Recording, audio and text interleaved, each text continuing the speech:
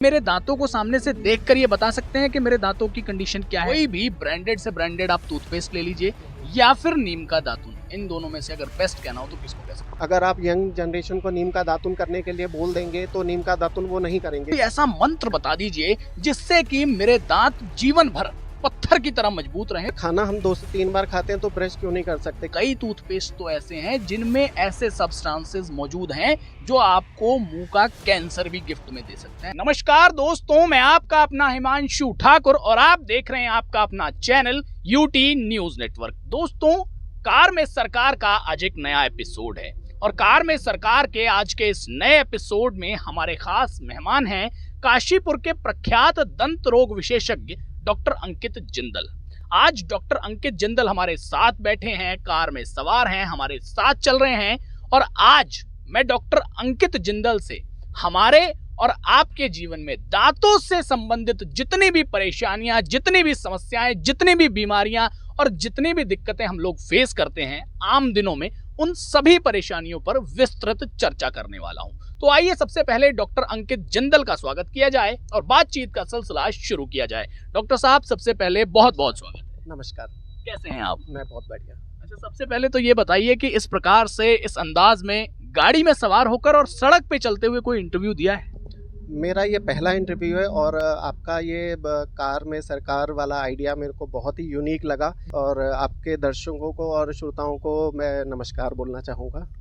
अच्छा डॉक्टर साहब, एक प्रश्न मेरे मन में आ रहा है जिससे मैं शुरुआत करना चाहता हूं इस इंटरव्यू की, कि आप एक डेंटल सर्जन होने के नाते क्या सामने बैठे हुए व्यक्ति की या फिर मैं अगर आपके सामने बैठा हूं तो मेरे दांतों को सामने से देखकर ये बता सकते हैं कि मेरे दांतों की कंडीशन क्या है, क्या दांत खराब है या ठीक है, ऐसा हो सकता है? हाँ बिल्कुल। अक्सर जब भी हम किसी से बात करते हैं तो सबसे पहले हमारी नज़रें उसके दांतों पे जाती है। तो कई बार तो उसके दांतों की खूबसूरती हमें अच्छी लगती है, कई बार उसके गंदे दांत हमें बुरे लगते हैं। तो दांतों की खूबसूरती उसकी पर्सनैलिटी को शो करती है। तो रंग की बात करें तो दांत में कई तरह के रंग हमें अगर देखने को मिलते हैं तो बिल्कुल उससे हम उसकी दांतों की हेल्थ के बारे में बता सकते हैं।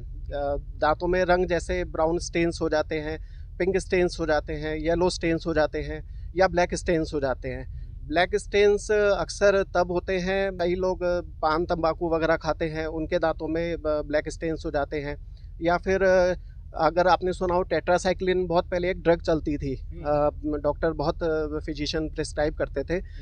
जिन लोगों ने, जिन वयस्कों ने, एडल्ट्स ने अपने बचपन में अगर टेट्रासाइक्लिन ड्रग ली है उनके दांतों में भी कालापन आ जाता है। और उसके अलावा अगर हम येलो स्टेन्स की बात करें तो येलो स्टेन्स मेन रूप से गंदगी की वजह से आते हैं। अगर हम प्रॉपर ब्रश नहीं कर रहे हैं तो धीरे धीरे वो टार्टर या प्लाक हमारा दांतों पे डिपॉजिट होना शुरू हो जाता है और दांत हमारे पीले दिखने शुरू हो जाते हैं। तीसरा ब्राउन स्टेन्स हमारे उस कंडीशन पे होते हैं जैसे कभी चोट लग जाए, हमारा एक्सीडेंट हो जाए और दांतों में अंदरूनी चोट लग जाए तो दांतों की जो नसें होती हैं वो डैमेज हो जाती हैं और वो हमें शुरू में नहीं पता चलता, लेकिन धीरे धीरे उनकी जो दांतों का जो कलर है वो चेंज होना शुरू हो जाता है। तो उस कंडीशन में दांत का कलर ब्राउन होना शुरू हो जाता है। कई बार माउथ वॉश वगैरह हम ज़्यादा अगर हम यूज़ करना शुरू कर दें उसकी वजह से भी दांतों में का कलर चेंज होना शुरू हो जाता है। एक आयरन की कोई अगर सप्लीमेंट्स ज़्यादा यूज़ कर रहा है उसकी वजह से भी दांतों का कलर चेंज होना शुरू हो जाता है। तो कई कारण हैं जिससे दांतों का कलर चेंज हो जाता है और हमें पता चलता है कि हाँ बिल्कुल कि उसकी क्या कमी है, दांतों में कुछ कमी है या नहीं है। अच्छा डॉक्टर साहब, अगर मैं आपसे पूछना चाहूँ कि कोई ऐसा मंत्र बता दीजिए जिससे कि मेरे दांत जीवन भर पत्थर की तरह मजबूत रहे, तो ऐसा कुछ हो सकता है? देखिए, दांत मजबूत रहने के लिए हमारा रेगुलर डेंटल चेकअप बहुत ज़रूरी है। अगर आप प्रॉपर चेकअप नहीं करा रहे हैं तो कहीं ना कोई बीमारी ज़रूर, क्योंकि आप खाना दिन में 2 या 3 बार खाते ही हैं तो कहीं ना कहीं दांतों में खाना फंसता है, तो उसकी वजह से दांतों में प्रॉब्लम अक्सर हो जाती है जिसको आप इग्नोर कर देते हैं। तो अगर आप प्रॉपर डेंटल चेकअप करा रहे हैं साल में 2 बार या 6 महीने में 1 बार, तो वो आपके दांतों की मजबूती बढ़ाएगा। दूसरा, आपका ब्रशिंग, अगर आप प्रॉपर ब्रश कर रहे हैं तो वो आपके दांतों की सुरक्षा के लिए बहुत ज़रूरी है। ब्रशिंग टेक्निक, कैसा आपका ब्रश होना चाहिए, ब्रश की क्वालिटी, आपका टूथपेस्ट, इन सब बातों पे भी बहुत निर्भर करता है। ने ब्रशिंग के बारे में बात की है, अब हमारे कुछ दर्शक हैं, उन्होंने हमसे ये सवाल पूछा है कि भाई डॉक्टर साहब से जरूर पूछना कि आप लोग जरूर हर बार कहते हैं कि रोज सुबह शाम 2 बार ब्रश करना बहुत जरूरी है। आखिर ये 2 बार का क्या खेल है? पब्लिक पूछ रही है भाई हम नहाते भी 1 बार हैं, बाकी भी कई सारे काम 1 बार करते हैं और हम स्वस्थ रहते हैं, तो ब्रश करना 2 बार क्यों जरूरी? खाना तो हम 2 से 3 बार खाते हैं, तो अगर खाना हम 2 से 3 बार खाते हैं तो ब्रश क्यों नहीं कर सकते? क्योंकि मेन जो खाना हम खा रहे हैं वो दांतों से ही खा रहे हैं, चबा कर खा रहे हैं, तो दांतों का तो हम इस्तेमाल कर ही रहे हैं। तो ब्रश जितना हम खाना खाते हैं उतना हमें ब्रश भी करना चाहिए, लेकिन उतना पॉसिबल नहीं हो पाता है कि हम दिन में 3 से 4 बार ब्रश करें। लेकिन अगर हम मॉर्निंग में और नाइट में ब्रश कर रहे हैं तो वो हमारे लिए सफिशिएंट रहता है। तो 2 बार तो ज़रूरी है, 2 बार तो ज़रूर ब्रश करना चाहिए। जो गांव के पुराने लोग हैं उनका कहना है कि भाई ज़्यादा ब्रश करोगे, ज़्यादा घिसाई करोगे तो जल्दी दांत कमज़ोर हो जाएंगे। हाँ, ऐसा होता है कि ज़्यादा, देखिए ये डिपेंड करता है आपकी ब्रश की क्वालिटी के ऊपर। आपकी ब्रश की क्वालिटी कैसी है, आपकी ब्रिसल्स की क्वालिटी कैसी है। ब्रिसल्स अगर आपके हार्ड होंगे तो आप दांतों की जो ऊपर की लेयर जिसको हम इनेमल बोलते हैं वो बहुत जल्दी घिसना शुरू हो जाएगा, तो जिससे दांतों में सेंसिटिविटी, ठंडा गर्म लगना, ये प्रॉब्लम आपकी बहुत जल्दी शुरू हो जाएगी।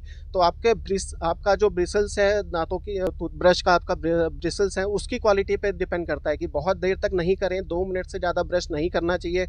हर क्वाड्रेंट, मतलब हम मुंह को 4 पार्ट में डिवाइड करते हैं, तो हर क्वाड्रेंट में 30 बार अगर आप स्ट्रोक दे रहे हैं तो उतना सफिशिएंट रहता है ब्रश करना। आपकी नज़र में यूँ तो आज के समय में समस्याओं की और परेशानियों की और बीमारियों की कमी ही नहीं रह गई है, लेकिन दांतों से संबंधित आपकी नज़र में अभी के समय में सबसे बड़ी और गंभीर समस्या क्या है? दांतों की सबसे बड़ी समस्या है दांतों में दर्द होना और कैविटी लगना और सेंसिटिविटी आजकल मैक्सिमम लोगों में सेंसिटिविटी की प्रॉब्लम हो गई है।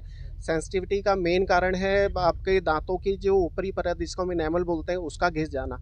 अब इनेमल अगर घिस रही है तो उसके भी कई कारण होते हैं। आपका फॉल्टी ब्रशिंग टेक्निक, अगर आप ब्रश अच्छे से नहीं कर रहे हैं या आप बहुत ज़ोर से रगड़ के ब्रश कर रहे हैं, उसकी वजह से भी आपकी इनेमल लेयर लॉस होती है, जिसकी वजह से सेंसिटिविटी होती है।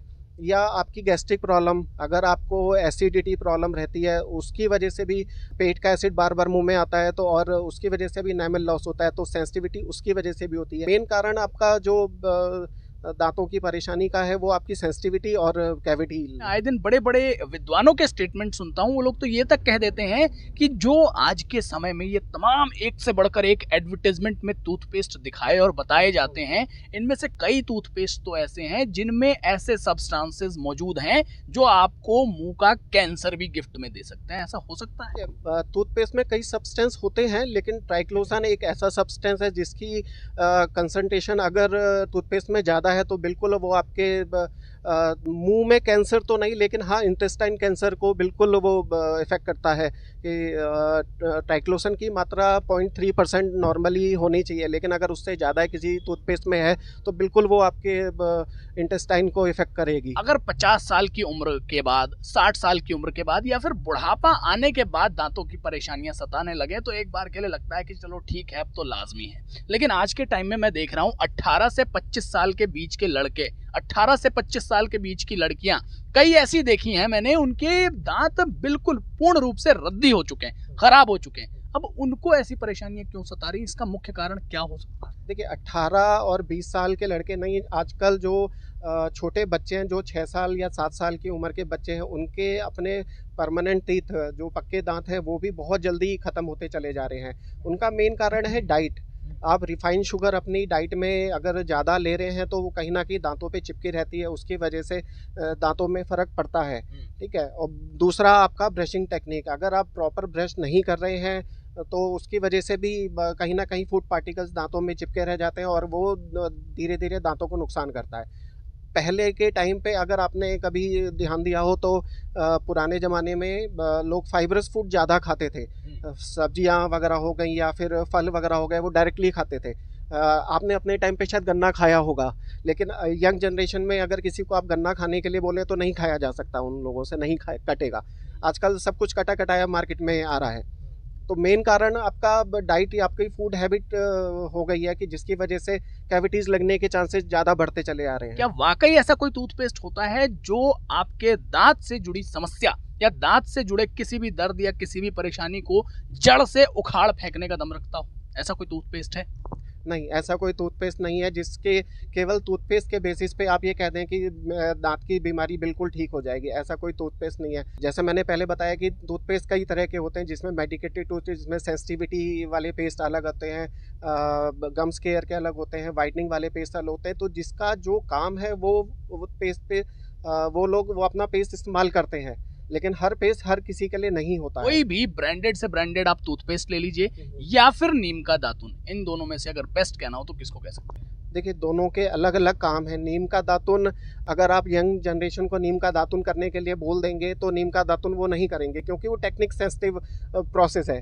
नीम का दातुन हर कोई नहीं कर सकता। पुराने ज़माने में नीम का दातुन का बहुत ज़्यादा इस्तेमाल होता था, अब भी लोग करते हैं, लेकिन यंग जनरेशन नहीं कर सकती उस चीज़ को। अगर आप फोर्सफुली नीम का दातुन करने लगेंगे तो कहीं ना कहीं गम्स इंजरी हो जाएगी। तो दोनों का अपना प्रोसेस है। पेस्ट का अपना काम है, नीम का दातुन का अपना काम है। तो कंपैरिजन नहीं कर सकते कि कौन ज़्यादा बेटर है या कौन ज़्यादा बेस्ट है। दांत टेढ़े मेढ़े होते हैं, जैसे कि मेरे भी कुछ दांत इधर उधर थोड़े से अपनी जगह से खिसके हुए हैं, तो ब्रेसेस लगाने की एक प्रोसीजर है कि भाई दांतों में तार लगा दी जाती है, तार जैसा कुछ लगाया जाता है जिससे कि टेढ़े मेढ़े दांत बिल्कुल सीधे हो जाते हैं। लेकिन उसको लेकर के पब्लिक में एक मिथ है, या फिर क्या पता ये सच्चाई है, कि वो जो ब्रेसेस लगाए जाते हैं वो भविष्य में जाकर हमें ओरल कैंसर भी दे सकते हैं। ऐसा भी कुछ खतरा हो सकता है ब्रेसेस की वजह से? नहीं, ब्रेसेस की वजह से कभी भी ओरल कैंसर नहीं होगा, या किसी भी डेंटल ट्रीटमेंट से ओरल कैंसर नहीं होता है। ओरल कैंसर होने के बहुत से कारण होते हैं। आपका खान पान, आप कैसा खा पी रहे हैं, आपका रहन सहन आपका कैसा है, आपकी दिनचर्या कैसी है, उस पर निर्भर करता है। लेकिन किसी भी डेंटल ट्रीटमेंट से या फिर ब्रेसेस से कभी भी ओरल कैंसर नहीं होता है, या कोई भी कैंसर नहीं होता। पब्लिक में कुछ लोग ये भी पूछना चाहते हैं कि भैया हम तो रोज सुबह भी ब्रश करते हैं, शाम को भी ब्रश करते हैं, टूथपेस्ट भी ब्रांडेड वाला है, टूथब्रश भी ब्रांडेड वाला है, उसके बावजूद भी हमारी एक समस्या है, उसका समाधान बताओ। मुंह से जो अजीब सी और गंदी सी बदबू आती है, ये बदबू लगातार आ रही, खत्म नहीं हो रही। देखिए, मुंह से स्मेल आने के 2-3 कारण होते हैं। मेन कारण है आपका पेट। अगर आपका पेट गड़बड़ है, आपको गैस्ट्रिक प्रॉब्लम है, तो मुंह से स्मेल 100% आएगी, चाहे आपका मुंह कितना भी क्लीन है, आपके दांत कितने भी क्लीन है। दूसरा कारण है आपका नाक बंद होना, आपका जुकाम होना या साइनस की प्रॉब्लम होना, उसकी वजह से भी मुंह से स्मेल आती है। और तीसरा मेन कारण है आपके गम्स में सूजन आना, पायरिया जिसको हम बोलते हैं, कि मुंह से बदबू आ रही है। वो मेन कारण उसका है कि मुंह से खून निकल रहा है, मसूड़ों में सूजन आ रही है, उसकी वजह से मुंह से बदबू आती है। टीथ वाइटनिंग ट्रीटमेंट, ये भी एक शॉर्टकट के तौर पे मैं मानता हूँ इसको, लेकिन अब कुछ लोगों में ये भी दिक्कत है, वो इस बात को लेके भी परेशान है कि हमें यार टीथ वाइटनिंग वाला ट्रीटमेंट कराना तो है, लेकिन कहीं ऐसा तो नहीं होगा कि ये हमने करवा दिया तो हमारे दांत खोखले हो जाएंगे या हमारे दांत कमजोर हो जाएंगे। ऐसा कुछ हो सकता है इस ट्रीटमेंट से? देखिए, टीथ वाइटनिंग एक तरह का कॉस्मेटिक प्रोसीजर है। टीथ वाइटनिंग से कभी भी दांत कमज़ोर नहीं होते या फिर खोखले नहीं होते। टीथ वाइटनिंग मैक्सिमम अधिकतर वो लोग करवाते हैं जिनके घर में मैरिज फंक्शन हो, या फिर जो लोग अपने दांतों को लेके ज़्यादा कंसर्न हो कि दांत मेरे पीले ज़्यादा दिखते हैं, वो लोग टीथ वाइटनिंग प्रोसीजर पे ज़्यादा जाते हैं। तो टीथ वाइटनिंग एक तरह का केमिकल प्रोसेस है, तो कहीं ना कहीं थोड़ा बहुत हार्म होता है, लेकिन वो टेम्परेरी बेसिस पे होता है। हार्म में जैसे है कि सेंसिटिविटी शुरू में रहती है, 1-2 दिन सेंसिटिविटी रहती है, फिर धीरे धीरे नॉर्मल हो जाती है, लेकिन उससे कोई प्रॉब्लम नहीं है। टीथ वाइटनिंग से कोई प्रॉब्लम नहीं आती। इसी में एक शब्द मैंने सुना था स्माइल रिकंस्ट्रक्शन के बारे में, कि भाई आप अपनी स्माइल का भी रिकंस्ट्रक्शन करवा सकते हैं। इसके बारे में कुछ बताना चाहेंगे कि आखिर क्या है ये स्माइल रिकंस्ट्रक्शन? देखिए, स्माइल रिकंस्ट्रक्शन या स्माइल मेकओवर को मेकओवर भी हम बोलते हैं। स्माइल मेन हमारी खूबसूरती दर्शाती है। हमारे दांत अगर अच्छे होंगे तो दूसरे को भी अच्छा लगेगा, हमारा सेल्फ कॉन्फिडेंस भी बढ़ता है। तो अधिकतर मैक्सिमम लोग चाहते हैं कि हमारी खूबसूरती बढ़े, हमारी दांतों की जो शोभा है वो बढ़े। तो उसके लिए जिनके दांतों में क्रैक्स होते हैं, जिनके दांत टूटे हुए होते हैं, या फिर जिनके दांत जन्मजात टेढ़े मेढ़े होते हैं, तो उनके दांतों के लिए खूबसूरती बढ़ाने के लिए स्माइल रिकंस्ट्रक्शन या स्माइल मेकओवर किया जाता है। ये एक सर्जिकल प्रोसीजर है? देखिए, कॉम्बिनेशन है। सर्जिकल प्रोसीजर भी हो सकता है या फिर आपका केवल कॉस्मेटिक प्रोसीजर भी हो सकता है। डिपेंड करता है कि कितना काम उस पर हमें करना पड़ेगा। सर डॉक्टर साहब, मुझे ऐसे लोग भी नज़र आते हैं और दिखाई दे जाते हैं जिन्होंने अपने कुछ दांत चांदी के या सोने के लगवा रखे हैं। इसको लेकर मेरे मन में एक सवाल है कि वो जो दांत इनके सोने और चांदी के होते हैं, ये पूरे के पूरे दांत ही सोने चांदी के होते हैं या फिर मतलब केवल ऊपर पेंट करा दिया जाता है, क्या होता है इसका? सोने चांदी के दांत के बारे में मैं जानना चाहता हूँ। देखिए, सोने चांदी के दांत केवल कवर होता है, कैपिंग होती है और फैशन में है। फिलहाल काशीपुर में तो नहीं कोई करवाता है, मैंने तो नहीं किया आज तक, लेकिन हाँ करवाते हैं। जो लोग अफोर्ड कर सकते हैं वो लोग बिल्कुल करवाते हैं। वो केवल एक सिंपल कैपिंग होती है दांतों के ऊपर। आपने बॉलीवुड की मूवीज़ में देखा होगा, अधिकतर विलेंस के दांत में आपने इस तरह की सिल्वर या चांदी के या फिर उसके गोल्ड के अपने दांत देखे होंगे। तो केवल कैपिंग होती है और कुछ नहीं। अच्छा, अगर हम चाहें कि मतलब पूरा हमें दांत ही गोल्ड का लगवाना है या हमें पूरी ऊपर की 32 हमारे दांतों की जो है गोल्ड वाली लगवानी है, बिल्कुल जैसे नकली आर्टिफिशियल दांत लगवाते हैं, हमें गोल्ड के लगवाने हैं, तो वैसा नहीं है पॉसिबल? नहीं, करवा सकते हैं, बिल्कुल करवा सकते हैं। अगर आप अफोर्ड कर सकते हैं तो बिल्कुल आप लगवा सकते हैं। तो कुल मिला के इसमें सोने चांदी के दांत लगवाने वाले इस मैटर में सबसे बड़ा जो मैटर है वो रुपये का है कि अगर आप रुपया खर्च कर सकते हैं तो कुछ भी करवा सकते हैं। बिल्कुल सही बात। मैं आपसे जानना चाहता हूँ, डेंटल इश्यूज, डेंटल परेशानियों से जुड़े कुछ ऐसे मिथ, यानी कि कुछ ऐसे मिथकों के बारे में जो आम जनता के बीच खूब फल फूल रहे हैं लेकिन उनमें सच्चाई 1% भी नहीं है। ऐसे कुछ मिथकों को आप तोड़े, मैं चाहता हूँ। सर, पेशेंट जब आता है तो पूछता है कि दांत अगर किसी को निकलवाना होगा तो वो पूछता है कि मेरी आंखें तो कमज़ोर नहीं हो जाएंगी, मेरी आई साइट पे तो फ़र्क नहीं पड़ेगा। तो ये चीज़ें पहले चलती थी। आपने पहले ज़माने में देखा होगा कि दांत बिना एनेस्थीसिया, प्रॉपर एनेस्थीसिया दे के दांत को खींचा जाता था। उससे दांतों की नर्व्स पे जोर पड़ता था, प्रेशर पड़ता था और आई साइट पे भी फ़र्क पड़ता था। अब सारा वर्क हो गया है एनेस्थीसिया पे, पेनलेस डेंटिस्ट्री हो गई है, एनेस्थीसिया प्रॉपर देके किया जाता है। इसलिए अब दांतों से आँखों का कोई रिलेशन नहीं है। दूसरा मिथ है आपका कि कई बार पेशेंट बोलते हैं या फिर पेरेंट्स बोलते हैं कि दूध के दांत हैं, अगर हम उन पे ट्रीटमेंट नहीं कराएं तब भी चल जाएगा। जितने इम्पॉर्टेंट हमारे परमानेंट टीथ हैं, जो हमारे पक्के दांत हैं, उतने इम्पॉर्टेंट हमारे दूध के दांत भी हैं। दूध के दांत में अगर कोई भी कमी आएगी या अगर उनका बैलेंस बिगड़ता है या उनको हम जल्दी निकलवा देते हैं तो पक्के दांतों पे भी इफ़ेक्ट उतना ही जल्दी हमारे पड़ना शुरू हो जाएगा। आपने देखा होगा कि दूध के दांत टूटे नहीं और पक्के दांत आ जाते हैं, या दूध के दांत जल्दी टूट गए और पक्के दांत लेट आ रहे हैं तो दांत टेढ़े मेढ़े होने की चांसेस बढ़ते चले जाते हैं।